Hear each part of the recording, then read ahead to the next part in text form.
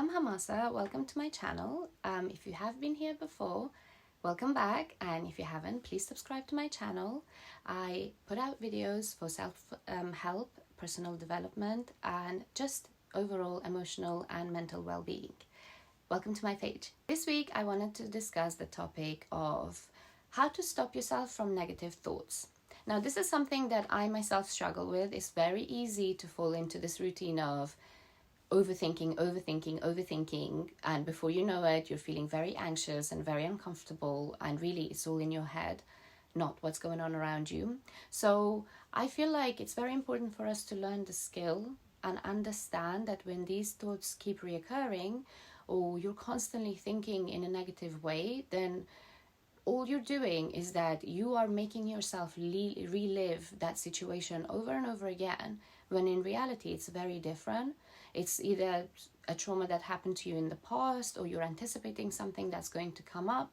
And so you're making yourself live that experience all the time without even having to go through anything. So it's important for us to understand and differentiate between what's just in our heads and how to stop them, and what's really worth worrying about and stressing over, which is not much when you think about it, but still, if there are logical reasons for you to be a little bit upset, fine, you have a right to be upset. But if those reasons just come from your own negative thoughts, then we've got to find a way to stop those. So I'm going to explain to you guys how negative thoughts really start. Let's say you have a conversation with your friend and they're being a little bit short with you, and so they're just like, can I give you a call back later? I'm just busy doing something. They put the phone down. Nothing wrong with that. That's fine.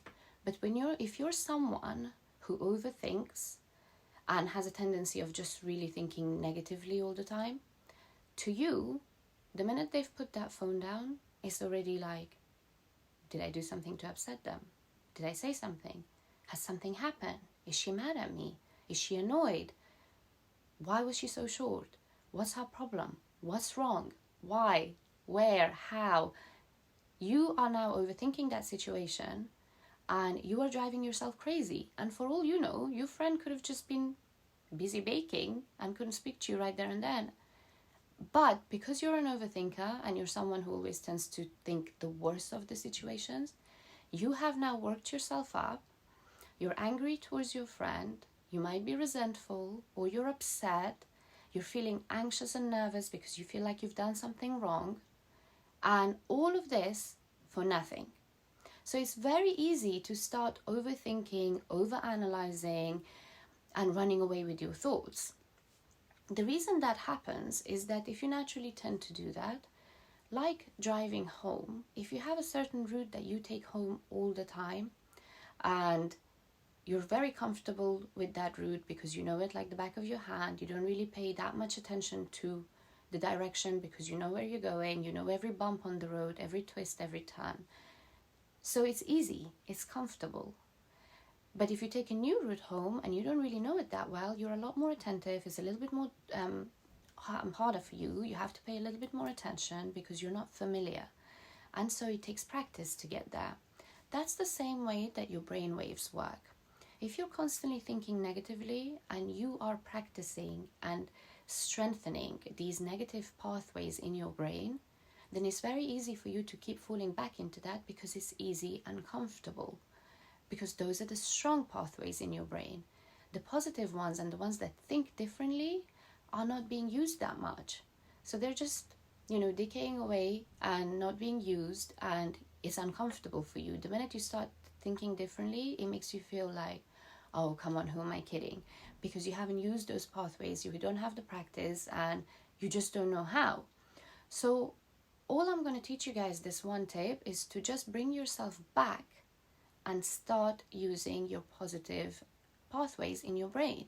Start thinking and looking at things in a more glass half full manner and a more positive way. The best way to really bring yourself back to the moment when meditation isn't an option is to really, when you have these thoughts and they're consuming your mind and you've been preoccupied with this the whole day, just stop yourself for a second and think, is this thought helpful?